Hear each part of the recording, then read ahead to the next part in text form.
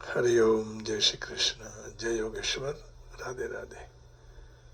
बंशीधरम तुत्रधरम नमामि मनोहरम मोहहरम च कृष्णम मालाधरम धर्मधरम धरं च भारतस्य सारथ्यकरं च देवं कर्तव्यदीक्षं च समत्वशिक्षं ज्ञानस्य भिक्षं शरणागतिं च ददाति गीता करुणाद्रभूता कृष्णेन गीता जगतो हिताय।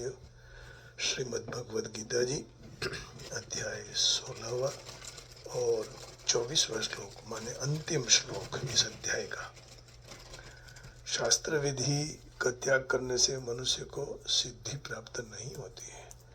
अब मनुष्य को क्या करना चाहिए?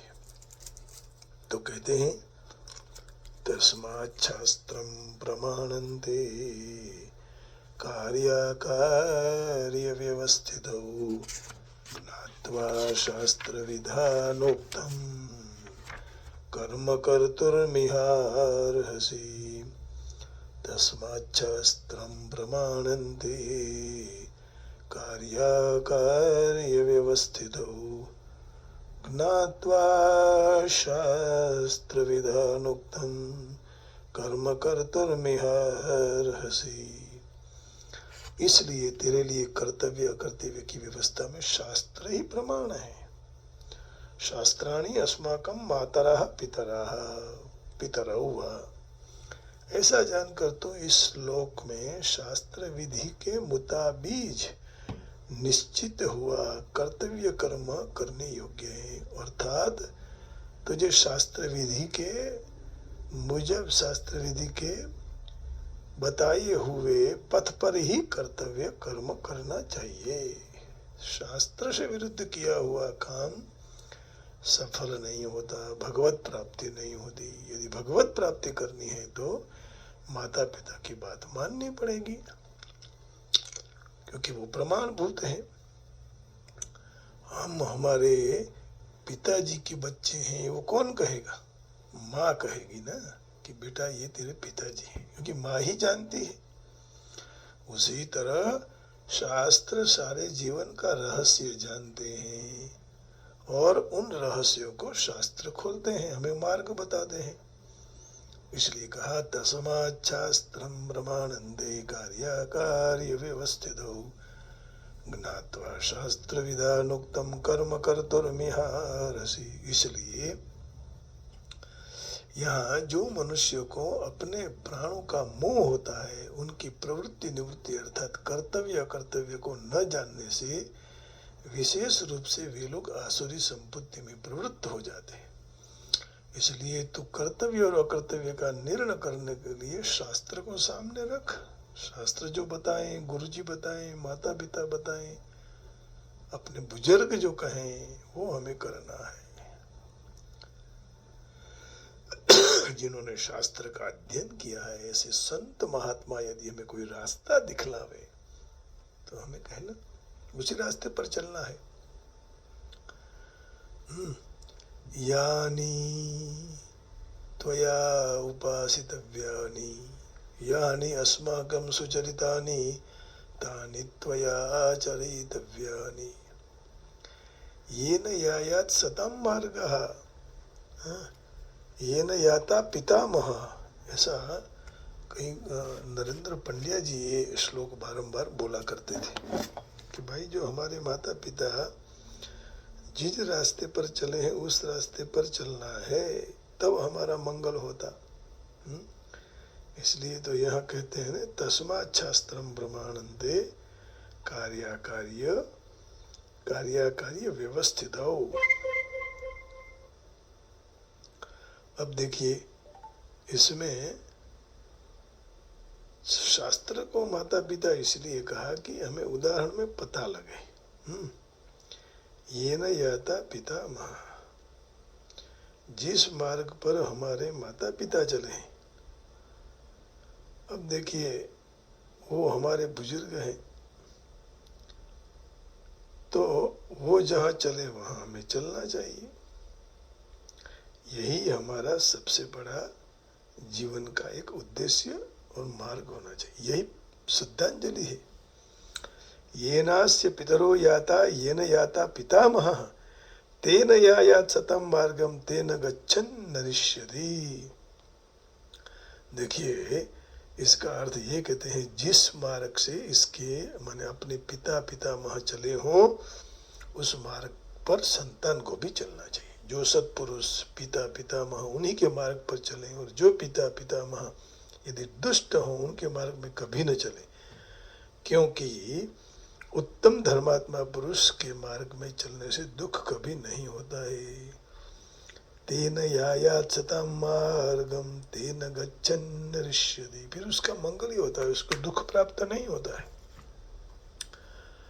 तो कहते हैं कि therefore the scripture alone is your guide in determining what should be done and what should not be done. Knowing this, you ought to perform only such actions as is ordained by the scriptures. तो उनका कहने का भाव यही है कि उसी रास्ते पर चलो। असत्यो माहेथी प्रभु परम सत्य तो लई जा, उड़ा अंधारे थी प्रभु परम देजे तो लई जा। तो one should therefore understand what is duty and what is not duty by the religion regulations of the scriptures. Knowing such rules and regulations, one should act to that the may guardedly be elevated. तो कर्तव्य कर्म जो शास्त्र में बताया है उस हिसाब से करना चाहिए। आइए आगे चर्चा करते हैं। तो जिनका महिमा शास्त्रों ने गाया है, जिनका वर्तन शास्त्रीय सिद्धांतों के अनुसार है, ऐसे संत महापुरुषों के आचरण और वचन के अनुसार चलना चाहिए। शास्त्र अनुसार ही चलना है, क्योंकि महापुरुषों ने शास्त्र को आदर दिया है। शास्त्र के अनुसार चलने से वे श्रेष्ठ पुरुष बने हुए हैं। वास्तव में यदि देखें तो जो महापुरुष परमात्मा तत्व को प्राप्त हुए हैं, उनके आचरण, आदर्श, भाव वगैरह से ही शास्त्र बने हैं। आचार प्रथमो धर्म इत्येतद् विदुषां वचः। तो शास्त्र प्रमाणम का तात्पर्य है लोक परलोक का आश्रय लेकर चलने वाले मनुष्यों के लिए कर्तव्य अकर्तव्य की व्यवस्था में शास्त्र ही प्रमाण है। शास्त्र विधान ज्ञात्वा शास्त्र विधानोक्तम कर्म कर्तुर्मिहार्हसि। तो प्राण पोषण परायण मनुष्य शास्त्र विधि को किसमें प्रवृत्त होना है, किसमें से निवृत्त होना है, ये हम लोग नहीं जानते हैं। 16वें अध्याय के माने इसी अध्याय के 7वें श्लोक में भगवान कह रहे हैं, प्रवृत्तिं च निवृत्तिं च जना न विदुरासुरः न शौचं नापि चाचारो न सत्यम तेषु विद्यते। आसुरी स्वभाव वाले मनुष्य किसमें प्रवृत्त होना है, किसमें प्रवृत्त नहीं होना है, ये नहीं जानते हैं। उनमें न तो बाह्य शुद्धि है, न अंतर शुद्धि है, न श्रेष्ठ आचरण है और न सत्य भाषण है। प्रवृत्तिं च निवृत्तिं च जना न विदुरासुराः न शौचं नापि चाचारो न सत्यम तेषु विद्यते। इसलिए उन लोगों को सिद्धि की प्राप्ति नहीं होती है। भगवान अर्जुन कहते हैं कि तू तो देवी संपत्ति को प्राप्त है, इसलिए शास्त्र विधि को जानकर कर्तव्य पालन करना योग्य है। हवे तो युद्धेज कल्याण। अर्जुन पहले अपनी धारणा से कहता था कि युद्ध करने से मुझे पाप लगेगा। जब भाग्यशाली श्रेष्ठ क्षत्रियों के लिए अपनी जात को प्राप्त हुआ युद्ध स्वर्ग को देने वाला होता है। भगवान ने कहा कि भाई क्षत्रिय या बड़े आदमी को बदनामी मिले उससे तो लड़ाई करना अच्छा है, युद्ध करना। ये भी धर्म युद्ध है, फिर कोई स्वार्थ के लिए तो युद्ध है ही नहीं। खुद को कुछ प्राप्त तो होना नहीं है, कुछ लेना नहीं है। यदि युद्ध करोगे तो स्वर्ग की तो प्राप्ति होती ही, लेकिन बदनामी भी नहीं होगी। यद्रच्छया चोपपन्नम स्वर्गद्वारमपावृतम सुखिनः सक्रिया पार्थ लभन्ते युद्धमिदृशम। अपने आप प्राप्त हुआ युद्ध और अपने आप खुला हुआ स्वर्ग का द्वार भी है। ये प्रतानंदन भाग्यशाली क्षत्रिय है जिसको ऐसे प्रकार का युद्ध मिलता है, तो फिर करना चाहिए। यद्रच्छया चोपपन्नम स्वर्गद्वारम अपावृतम, ये तो स्वर्ग के लिए द्वार खुल गए तेरे। सुखिनः क्षत्रिया पार्थ लभन्ते युद्धमिदृशम। तो भगवान कह रहे हैं कि धर्म युद्ध में कोई पाप नहीं है। तो पाप पुण्य का निर्णय अपनी मनस्विता से कर रहा है, खुद कर रहा है ना। तो इस विषय में शास्त्र का प्रमाण मानना चाहिए, शास्त्र के हिसाब से चलना चाहिए, शास्त्र की आज्ञा को समझकर कर्तव्य करना चाहिए। इसका तात्पर्य यही हुआ कि युद्ध रूपी क्रिया बंधन कारक नहीं है, परंतु स्वार्थ और अभिमान को रखकर की हुई शास्त्रीय क्रिया यज्ञ दान भी बंधन कारक है। मनमाने ढंग से शास्त्र विपरीत क्रिया तो पतन करने वाली है। अपने मने स्वतंत्रता जरूर आदमी को लेनी चाहिए, लेकिन स्वच्छंदता नहीं अच्छी है। स्वतंत्रता ठीक है, तो अपने आप प्राप्त युद्ध रूपी क्रिया क्रूर और हिंसा रूप दिखाई देती हुई भी पापजनक नहीं होती है। भगवान 18वें अध्याय के 47वें श्लोक में कह रहे हैं कि भाई ये तो स्वर्ग की प्राप्ति कराने वाला है। क्यों? श्रेयान् स्वधर्मो विगुणः परधर्मात् स्वनुष्ठितात् स्वभावनियतं कर्म कुर्वन्नाप्नोति किल्बिषम्। श्रेयान् स्वधर्मो विगुणः परधर्मात् स्वनुष्ठितात् स्वभावनियतं कर्म कुर्वन्नाप्नोति किल्बिषम्। तो अच्छी तरह से आचरण किया हुआ दूसरों को धर्म से गुण रहित भी अपना धर्म श्रेष्ठ है। श्रेयान् स्वधर्मो विगुणः परधर्मात् स्वनुष्ठितात् स्वभावनियतं कर्म कुर्वन्नाप्नोति किल्बिषम्। क्योंकि स्वभाव से नियत हुआ स्वधर्म रूपी कर्म करते हुए मनुष्य पाप को प्राप्त नहीं होता। इसलिए युद्ध करने में कोई तुम्हें पाप लगने वाला नहीं है। हम लोग कई बार ऐसे घर में भी, परिवार में भी ऐसा होता है कि कोई पापी होते हुए भी उसको कुछ नहीं कह सकते हैं। कह देना चाहिए, नहीं तो दूर हो जाना चाहिए ऐसे लोगों से। तो तात्पर्य यही हुआ कि स्वभाव नियत कर्म करते हुए सर्वथा स्वार्थ रहित मनुष्य पाप को प्राप्त नहीं होता है। अर्थात ब्राह्मण, क्षत्रिय, वैश्य और शूद्र उनके स्वभाव के अनुसार शास्त्रों ने जो आज्ञा दी है उनके अनुसार कर्म करने से मनुष्य को पाप नहीं लगता है। ब्राह्मण को वेद पढ़ने में पाप नहीं लगता है, लेकिन शौच अवस्था में, अशौच अवस्था में वेद पढ़ना पाप है। क्षत्रिय को रक्षा करने में, वैश्य को व्यापार करने में और सेवक को सेवा करने में। तो स्वर्ग से, अभिमान से, स्वार्थ से, अभिमान से दूसरों का अनिष्ट विचारने, करने की बात नहीं, विचारने, सोचने से भी पाप लगता है। मनुष्य जन्म की सार्थकता वही है कि शरीर प्राणों के मोह में न फंसकर केवल परमात्मा प्राप्ति के उद्देश्य से शास्त्र विहित कर्म करे। 7वें श्लोक में भगवान ने कह दिया कि आसुरी प्रकृति वाले मनुष्य कर्तव्य अकर्तव्य को जानते नहीं है। यहाँ भगवान कहते हैं कि आसुरी स्वभाव शास्त्र विहित आचरण करने से दूर हो जाते हैं। आसुरी स्वभाव शास्त्र विहित आचरण करने से। यहाँ एक शंका होती है कि लोगों को शास्त्र का ज्ञान नहीं है, फिर उनको कर्तव्य अकर्तव्य का ज्ञान कैसे होगा? तो इसका समाधान है कि जो उनका उद्देश्य उनका कल्याण करने का होगा तो वह खुद कर्तव्य का ज्ञान अपने आप हो जाएगा, क्योंकि आवश्यकता आविष्कार की जनता है।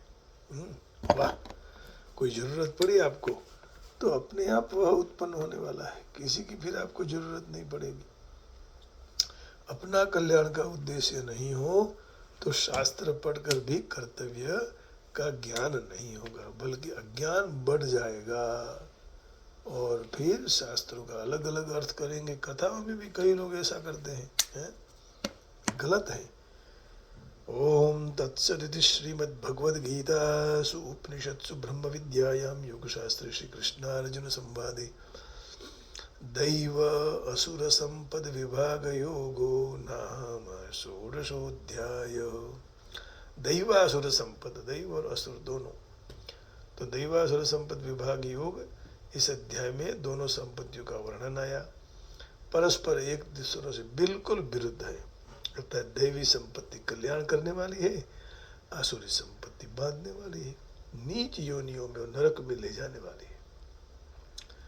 जो साधक इस दोनों के विभाग को योग्य तरह जान लेता है वह आसुरी संपत्ति का सर्वथा त्याग कर देगा। आसुरी संपत्ति का सर्वथा त्याग होते ही देवी संपत्ति अपने आप प्रकट हो जाती है। तो देवी संपत्ति प्रकट होते ही एकमात्र परमात्मा के साथ संबंध रह जाएगा।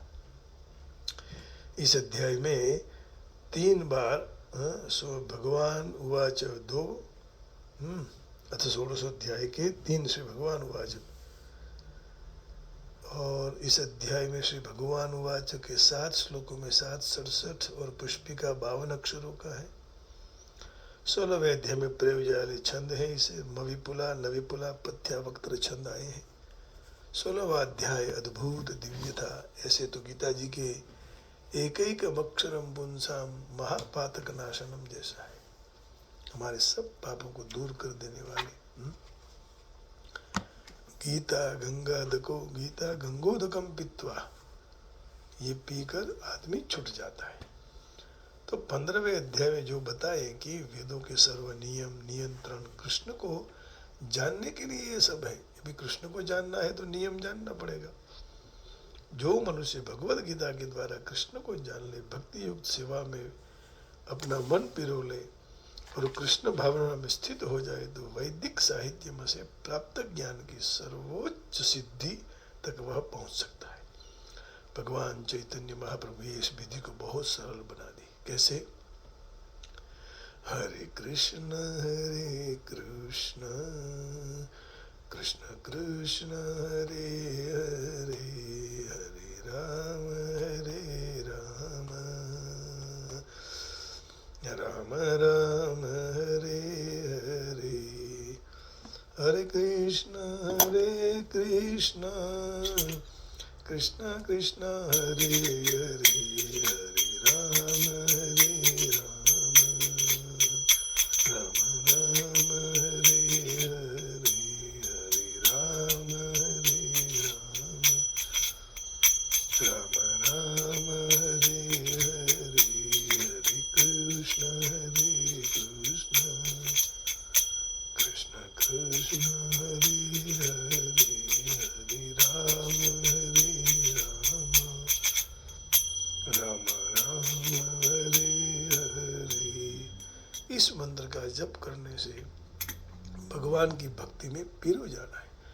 भगवान को समर्पित किए हुए भोजन को प्रसाद के रूप में स्वीकार करना है। मनुष्य भक्ति कार्य में संलग्न हो जाता है।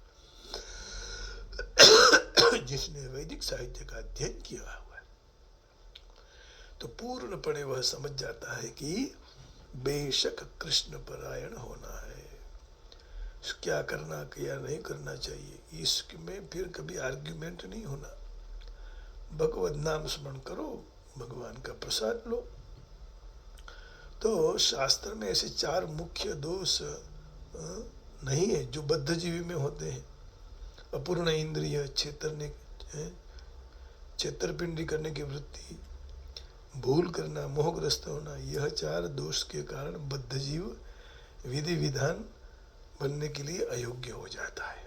हम सब में दोष है ना, फिर हम मोहग्रस्त हो जाते हैं। इसलिए शास्त्र में जो बताए हैं विधि विधान, उस हिसाब से दोष रहित होकर आगे बढ़ना चाहिए। जैसे संत महात्मा आचार्य महापुरुष शास्त्र ने जो कहा है उसी रास्ते पर चलते हैं। भारत में आध्यात्मिक विद्या के कई पक्ष हैं। कई विभाज है, निराकारवादी, साकारवादी, दोनों पक्ष वेदों के सिद्धांत के मुताबिक चलते हैं। लेकिन और जो वेद कहता है वही धर्म है, वेद से विरुद्ध है वो अधर्म है। तो वेद विहितम कर्म वेदोक्तम कर्म सर्वोत्तम है। निराकारवादी भी वेद है, साकारवादी भी वेद है, तो उन दोनों में झगड़ा ये नहीं है। अंत में भगवत प्राप्ति को प्राप्त करना यही निर्णय है। लेकिन शास्त्र सिद्धांत का नियम न पालन करते हुए मनुष्य पूर्णता के स्तर पर पहुंच नहीं सकता है। शास्त्र के तत्वार्थ को वास्तविक समझने वाले मनुष्य भाग्यशाली कहे जाते हैं। मानव समाज में अधोगति का मुख्य कारण पूर्ण पुरुषोत्तम परमेश्वर को जानने के सिद्धांत के प्रति अनगमा माने प्रीति नहीं है। तो मानव जीवन का यह सबसे बड़ा अपराध है। इसलिए परमेश्वर की भौतिक शक्ति माया त्रिविध ताप रूप को हमको परेशान करती रहती है। भौतिक शक्ति 3 प्राकृतिक गुणों की बनी हुई है। परमेश्वर को जानने का मार्ग तब ही हमें खुला होगा कि हम कम से कम हमें सत्व गुणी होना चाहिए। सत्व गुणी उन्नत होते ही बिना मनुष्य आसुरी जीवन के कारण रूप तमो गुण तथा रजोगुण में रहते हैं। रजोगुणी और तमोगुणी लोग शास्त्र, पवित्र पुरुष, पूर्ण पुरुषोत्तम परमेश्वर के जानने वाले शास्त्रीय पंडितों की हंसी उड़ाते हैं, गुरुओं के आदेश का उल्लंघन करते हैं, शास्त्रों के सिद्धांत की परवाह नहीं करते। भक्ति के मही का सुनने के बाद भी भक्ति प्रति उनका आकर्षण नहीं होता है, तो फिर वह ऐसे ही शास्त्र में नहीं कहे हुए मार्ग को निकाल लेते। मनुष्य समाज के कई दोष हैं जो आसुरी जीवन तरफ ले जाने वाले हैं, परंतु मनुष्य को अधिकृत सद्गुरु का मार्गदर्शन हो जाए तो जीवन सफलता को प्राप्त कर सकता है, क्योंकि सद्गुरु उच्च भूमिका प्रति उन्नति का मार्ग दिशा दिखा सकते हैं। यही भाव है आपके सामने, यही रखा। इसलिए तो परीक्षित महाराज सुखदेव जी के चरणों में चले गए, है ना, और उन्होंने निर्णय कर लिया कि मेरा मंगल इनके चरण में जाने से ही हो जाएगा।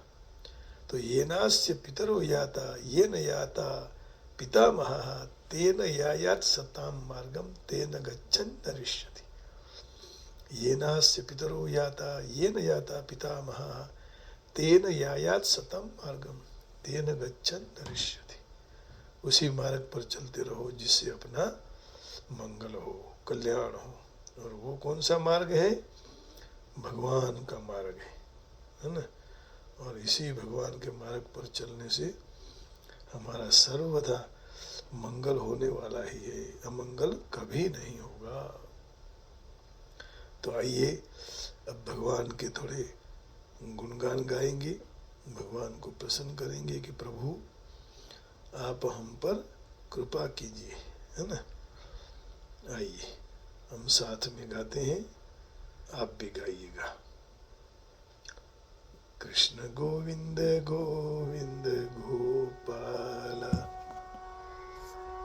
गोविंद बोलो हरि गोपाल बोलो।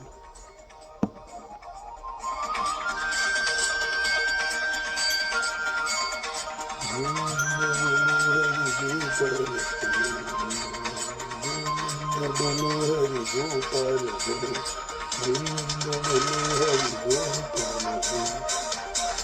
बोलो हरि गोपाल बोलो,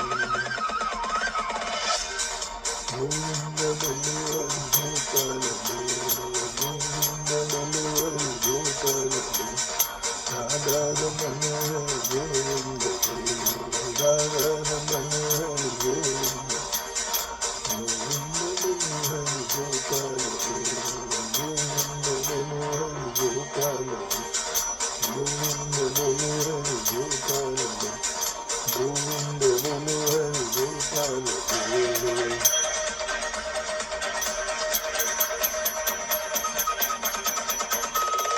Radhe Shyam Shyam Shyam Sitaram Ram Ram. Radhe Shyam Shyam Shyam Sitaram Ram Ram. Radhe Shyam Shyam Shyam Sitaram Ram. Radhe Shyam Shyam Shyam Sitaram Ram. Govinda Manohari Gopala Gopala Govinda Manohari Gopala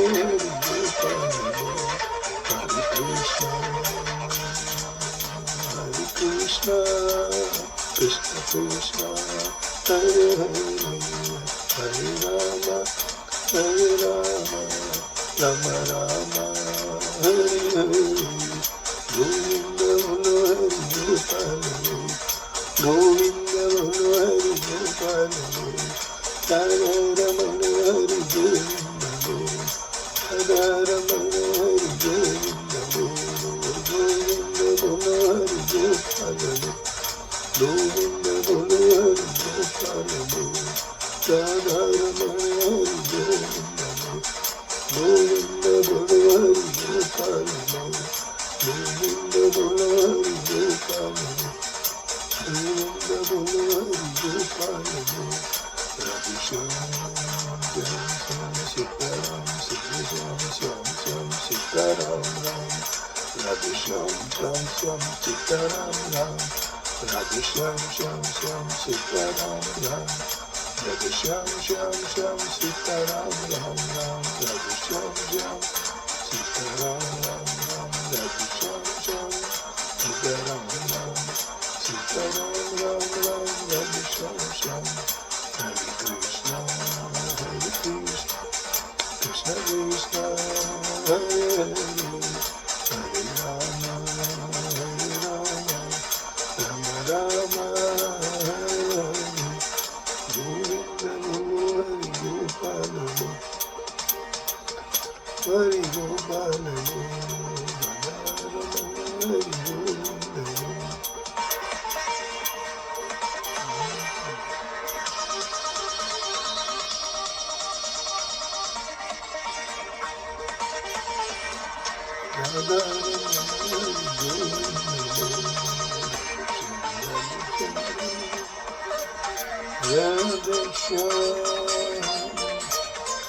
Radha Hari Govinda.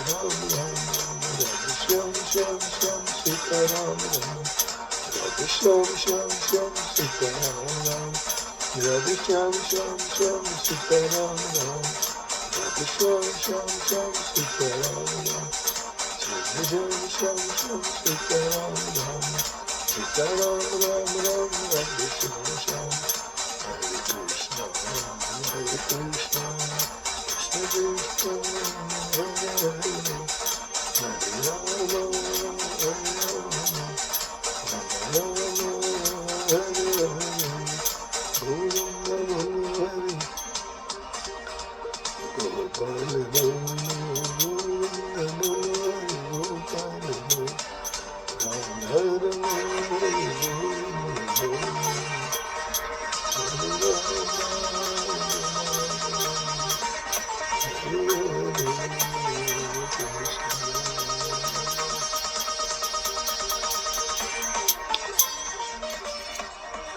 Kanhaiya Lal की जय। आप सबके हृदय में बैठी हुई परमात्मा को प्रणाम करके वाणी को विराम देता हूँ। जय श्री कृष्ण, राधे राधे, हरि ओम, जय योगेश्वर, ओम नमः शिवाय, राम राम जी, गोविंदा गोविंदा।